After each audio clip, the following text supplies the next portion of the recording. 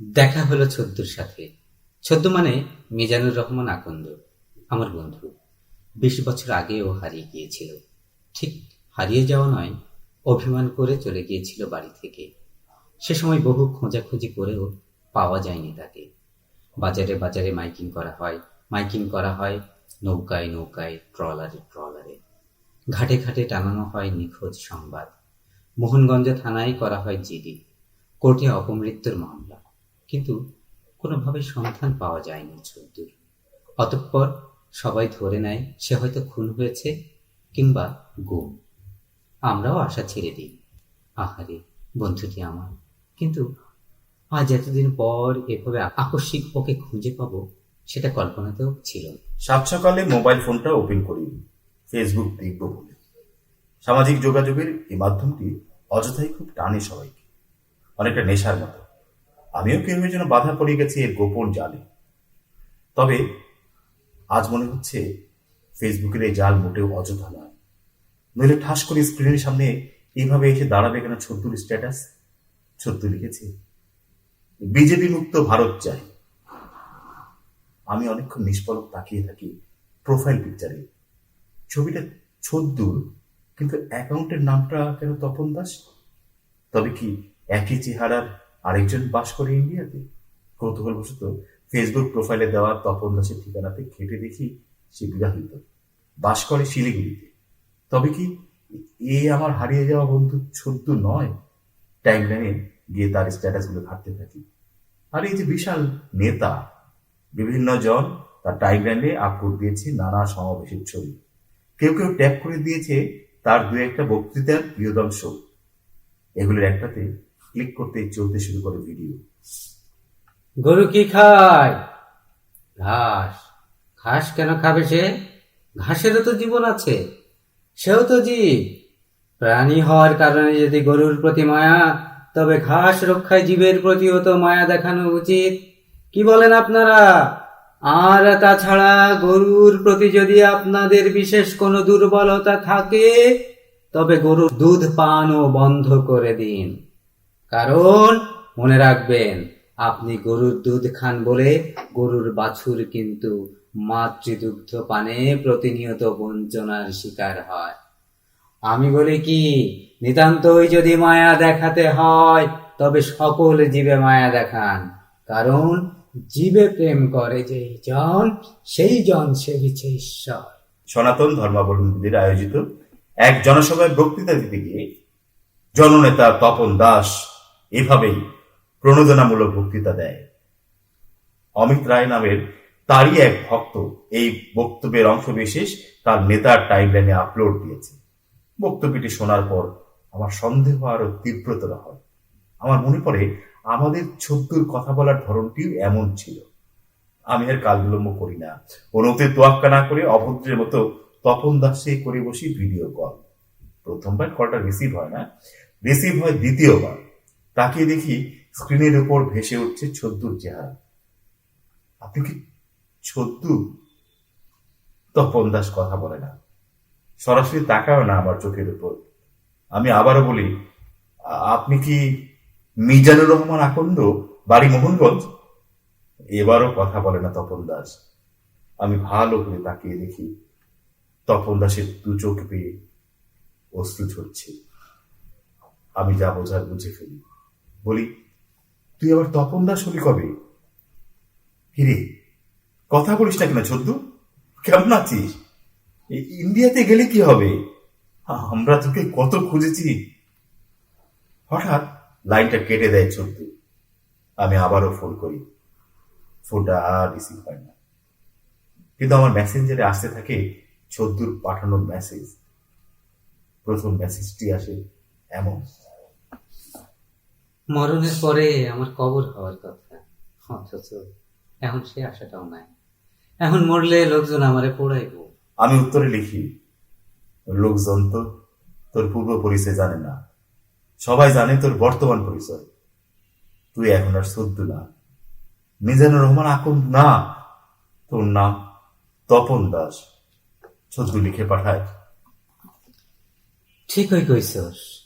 আর সেই জন্যই মরণের পর মরণে আমার ততটা ভয় নাই যতটা ভয় সৎকারে। চিন্তা করছোস, মারা যাওয়ার পর আমার মুখ আগ্নে নিব, চিতা সাজাইয়া শরীরের উপরে দিব কাঠ, দিব চন্দনের গুঁড়া, তাড়াতাড়ি পুড়াইবার জন্য দিব তেল। আমার শরীর পুড়বো, চড় কইরা পুড়বো আমার চামড়া, ধীরে ধীরে পুড়বো চোখ, নাক, মুখ, কইজা। এসব ভাবতে গেলে আমার গা শির কইরা ওঠে। কেমনে হইল এইসব? আমার প্রশ্নের উত্তরে ছদ্দু আর লেখে না কিছু। ততক্ষণে নিজের সাথে নিজেই কথা বলতে শুরু করেছে। দীর্ঘদিন মনের মধ্যে জমে থাকা এসব কথা তোলপাড় করে ছদ্দুর অন্তরে। ছদ্দু অজানা আশঙ্কায় কুঁকড়ে ওঠে। নির্ভরযোগ্য কাউকে খুঁজে পায়নি বলে প্রকাশ্যে এসব কথা বলা হয়নি এতদিন। না বলতে না বলতে তাই তার ভেতরে তৈরি হয়েছে এক ধরনের সংকোচ। অথচ তার স্ত্রী আছে, আছে পুত্র কন্যাও, কিন্তু তাদের কারোর উপর ভরসা করতে পারেনি সে, কোনোদিনই না। সর্বদা মনে মনে তার ভয় পাছে বড় কোনো রহস্য উদ্ঘাটিত হয়ে যায়, যে কারণে মনের মধ্যেই জমা হয়েছে সব। জমা হতে হতে মনিতে এখন কষ্টের পাহাড়। সে পাহাড়ের নিচেই জমে আছে কান্নার লাভা। হয়তো সে লাভা যে কোনো আষাঢ় মাসে বৃষ্টির ছন্দে উদ্গীরণ করবে অশ্রুবিন্দু রূপে। তবুও মাঝে মাঝে বুকটা খা খা করে ওঠে চোদ্দুর, হাহাকার করে ওঠে অন্তরাত্মা। চোদ্দু উদাস হয়ে যায়, কেবল সযতনে হাত বোলায় তার যত্নে গড়া নরম শরীরে। হাত বোলায় আর মনে মনে বলে, আহা শরীর, আহা, তোমার যদি পোড়ায় তবে কেমন হবে তাহা। আহা শরীর, আহা। জাতীয় পরিচয়পত্র অনুসারে ছদ্দুর আসল নাম তপন দাস। থাকে ভারতের শিলিগুড়িতে। এখানে কাঠের ব্যবসা করে সে। একটা সমিল আছে তার। গাছ কিনে এনে চিলে বানায় কাঠ, সাপ্লাই দেয় ফার্নিচারের দোকানে দোকানে। এ কাজে সে বিশ্বস্ত খুব, তাই তাকে এক নামে চেনে সবাই। পাশাপাশি করে তৃণমূল কংগ্রেসের রাজনীতি। পার্টিতেও তার পয়সার জমেছে মেলা। বক্তৃতায় ভীষণ পারদর্শী বলে তার অনুসারীর অভাব নেই। যে কোনো জনসমাবেশে তপন দাস হাসবে শুনলে লোক সমাগম বেড়ে যায়। তপন দাসের কথায় যেন জাদু আছে, অল্পতেই মোহাবিষ্ট হয়ে যায় লোকজন। তাই তো তপন দাসের নামের আগে জনগণ ইতোমধ্যেই জননেতা শব্দটি ব্যবহার করতে শুরু করেছে। পার্টির প্রধানও চাইছেন আগামীতে তপন দাসকে কোনো একটা আসন থেকে নমিনেশন দিতে। অথচ জনগণও জানে না তাদের জননেতার মনের গভীরে থাকা গোপন সেই কষ্টের পাহাড়ের কথা। ছদ্ম অবশ্য সময় পেলেই সবার অজান্তে গুনগুন করে গান গায়। আশার মাইশা ভাষা পানিবে উবালিবা তাসে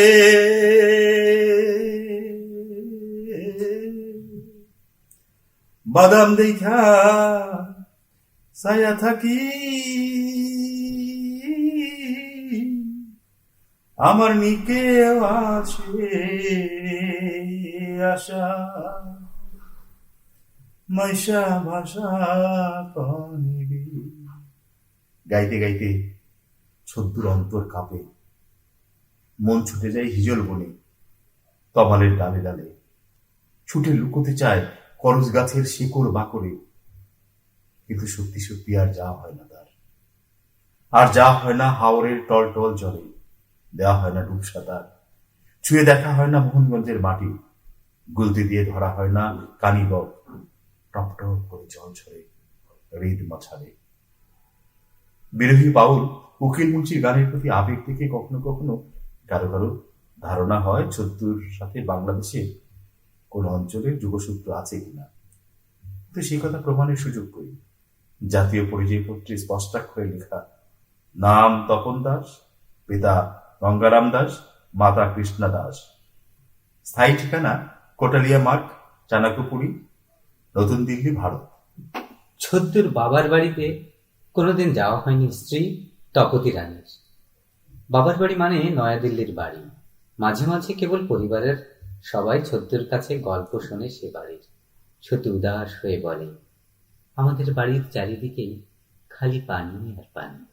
বর্ষাকালে নৌকায় যাতায়াত করতে হয়, শুকনো মৌসুমে যাইতে হয় হাইটা।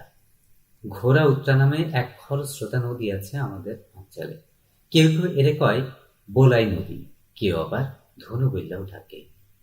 দিল্লির স্মৃতিচারণ করতে গিয়ে ছদ্ম মনের অজান্তেই কখন যে বলতে শুরু করে বাংলাদেশের মোহনগঞ্জের বর্ণনা। তপতির অসঙ্গতি লাগে স্বামীর কথাবার্তায়।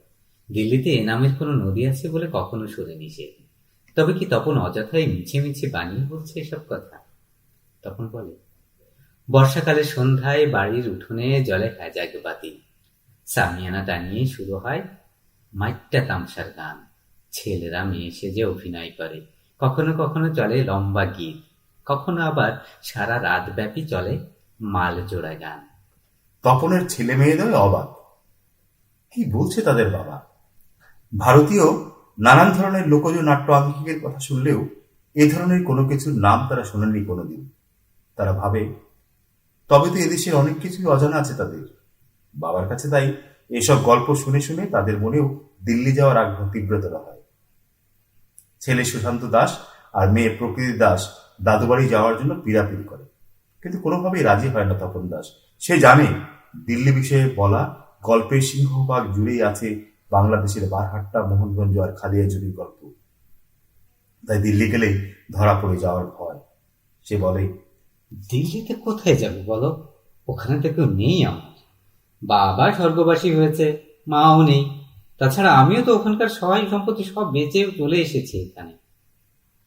তপতি তবুও নাছর বান্দায়। সে বলে, তা হোক, তবুও তো শ্বশুর বাড়ির স্মৃতি, চলো না একবার। তাছাড়া ছেলে মেয়েরা এত করে যখন বলছে। তপন দাস অগত্যার কথা দেয়, আচ্ছা ঠিক আছে, যাবো একদিন। এভাবে পাশ কেটে যায় ছদ্ম। যতদূর জানা যায়, ছদ্মর বাবা ছিলেন একজন চা বিক্রেতা। দিল্লির চাণকপুরীর এক রাস্তার মোড়ে ছিল তার অস্থায়ী চায়ের দোকান। কিন্তু কেউ জানে না তপন দাস তাদের আসল সন্তান নয়। যে জানতো সে তো এখন পরপারে। মারা যাওয়ার আগে স্নেহ পরবশ হয়ে দিয়ে গেছেন তার সহায় সম্পত্তি সব। নিঃসন্তান কৃষ্ণা দাসও কোন রকম আপত্তি করেনি গঙ্গারাম দাসের এমন কাণ্ডে, কারণ ততদিনে তিনিও ছত্তুকে তাদের পুত্রতুল্য জ্ঞান করতেই শুরু করেছেন। বাবা গঙ্গারাম দাস আর মা কৃষ্ণা দাসের মৃত্যু অবশ্য বার্ধক্যজনিত কারণে হয়নি। তারা দুজনেই মারা যান এক সড়ক দুর্ঘটনায়। দিল্লি থেকে কাশী যাচ্ছিলেন তখন। পথে তাদের ভাড়া করা মাইক্রোবাসের সাথে মুখোমুখি সংঘর্ষ হয় এক লরির।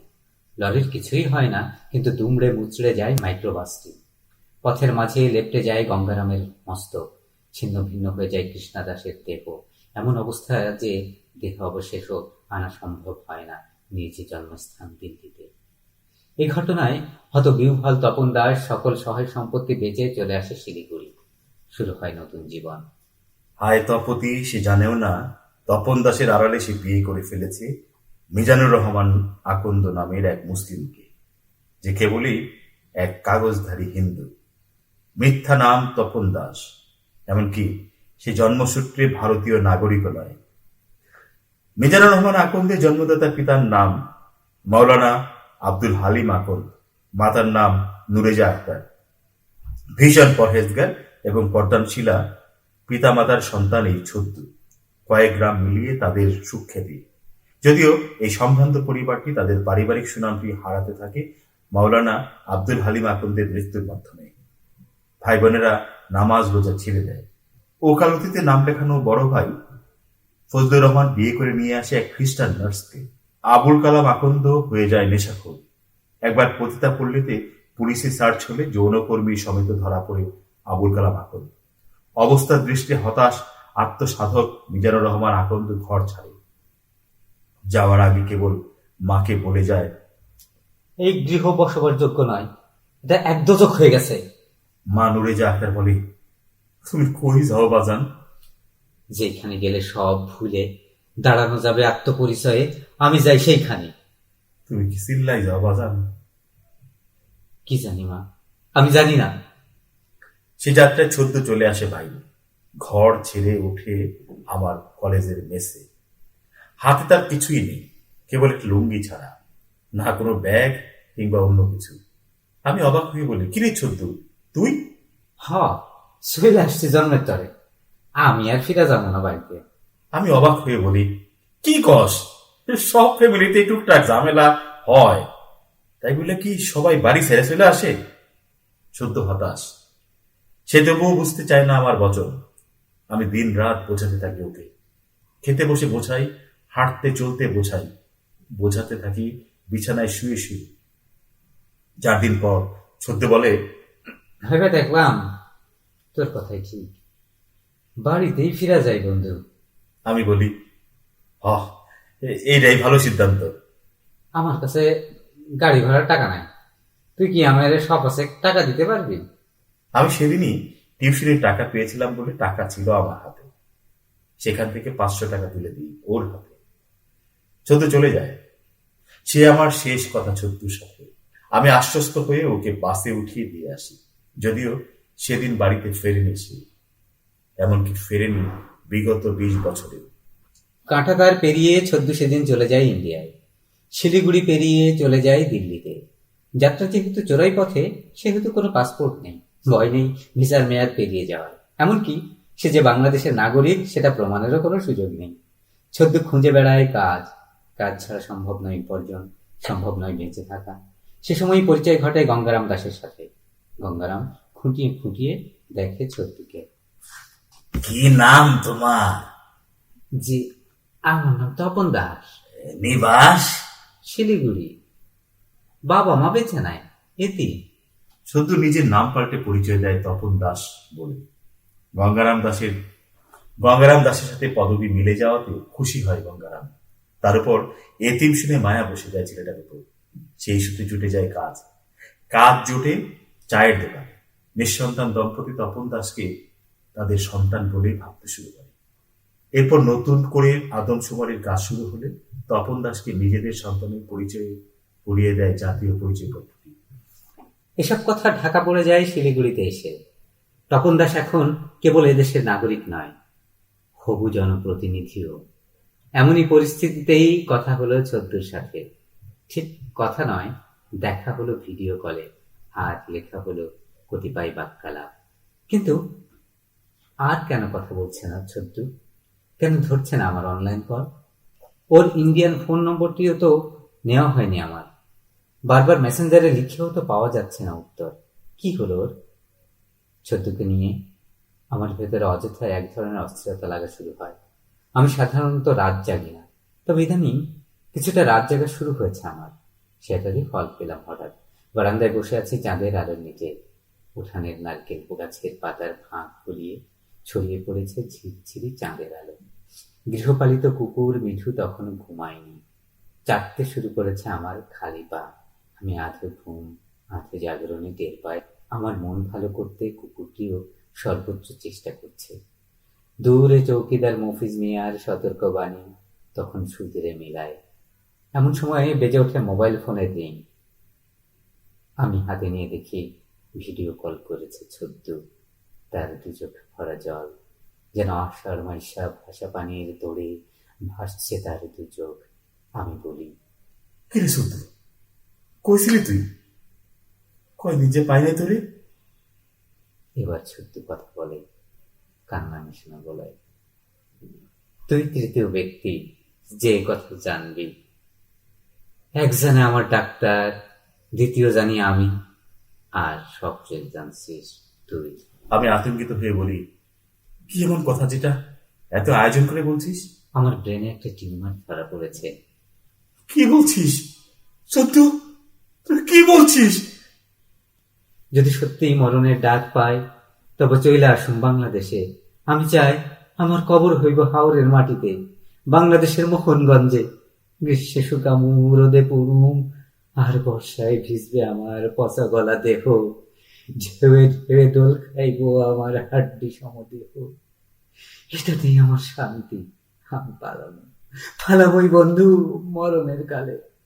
কোনোভাবেই আমারে পোড়াইতে দিব না এই ভিন দেশে। কথা বলেই ফোনটা কেটে দেয় চোদ্দু। এরপর তাকে আর পাওয়া যায় না, আর না। তখন থেকে সে অফলাইনে চলে যায় আবার।